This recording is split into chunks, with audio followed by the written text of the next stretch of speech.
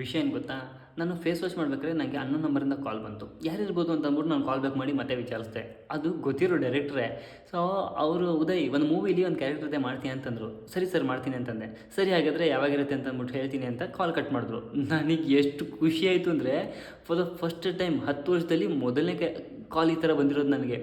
ಅಂದರೆ 10 ವರ್ಷದ ಈ ಒಂದು ಮಾತು ಕೇಳೋದಕ್ಕೆ ನಾನು 10 ವರ್ಷ ವೆಯ್ಟ್ ಮಾಡ್ದೆ ಅಂತ ಅನಿಸ್ತದೆ. ಜಸ್ಟ್ ಬಿಕಾಸ್ ಇದಕ್ಕೆ ಮುಂಚೆ ನಾನು ಮಾಡಿದಂಥ ಸಣ್ಣ ಪುಟ್ಟ ಕ್ಯಾರೆಕ್ಟರ್ಗಳೆಲ್ಲ ಸ್ಪಾಟಲ್ಲಿ ಕೆಲಸ ಮಾಡಬೇಕಾದ್ರೆ ಟೆಕ್ನಿಷಿಯನ್ ಆಗಿ ಏನು ವರ್ಕ್ ಮಾಡ್ತಾ ಇದ್ನ ಅಲ್ಲಿ ಅಸಿಸ್ಟೆಂಟ್ ಡೈರೆಕ್ಟರ್ಗಳು ಅಥವಾ ನಮ್ಮ ಫ್ರೆಂಡ್ಸ್ ಯಾರಾದರೂ ಡೈರೆಕ್ಟರ್ಗೆ ಗುರುತಿಸಿ ಹೇಳಿದಾಗ ಆವಾಗ ಡೈರೆಕ್ಟರ್ ಕರೆದ್ಬಿಟ್ಟು ಚಿಕ್ಕ ಚಿಕ್ಕ ಕ್ಯಾರೆಕ್ಟರ್ಗಳನ್ನ ಕೊಡ್ತಿದ್ರು, ಅದು ಹಾಗೆ ಹೋಗ್ತಾಯಿತ್ತು. ಫಾರ್ ದ ಫಸ್ಟ್ ಟೈಮ್ ನನಗೆ ಒಂದು ಡೈರೆಕ್ಟರ್ ಕಡೆಯಿಂದ ಕಾಲ್ ಬಂದು ಉದಯ್ ಕ್ಯಾರೆಕ್ಟರ್ ಇದೆ ಅಂತ ಕೇಳಿಸ್ಕೊಳ್ಳೋದಕ್ಕೆ 10 ವರ್ಷ ಬೇಕಾಯಿತು. ಸೊ ಇದಕ್ಕೆ ಕನ್ಸಿಸ್ಟೆನ್ಸಿ ಆ್ಯಂಡ್ ಇದಕ್ಕೆ ಪೇಷನ್ಸ್ ಅಂತ ಕರೀತಾರೆ. ನಂಗೆ ನಿಜಕ್ಕೂ ಸಖತ್ ಖುಷಿ ಆಗ್ತದೆ. ಸೊ ಯಾವಾಗಿರುತ್ತೆ ಅಂತ ಹೇಳ್ತೀನಿ ಅಂದಿದ್ದಾರೆ. So I am waiting and I am very much excited to. ಸಖತ್ತಂತೂ ಖುಷಿ ಆಗ್ತಾ ಇದೆ. ಕಾದು ನೋಡಬೇಕು.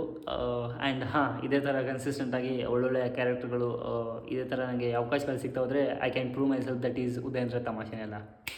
ಮತ್ತೆ ಸಿಗ್ತೀನಿ. ಬಾಯ್.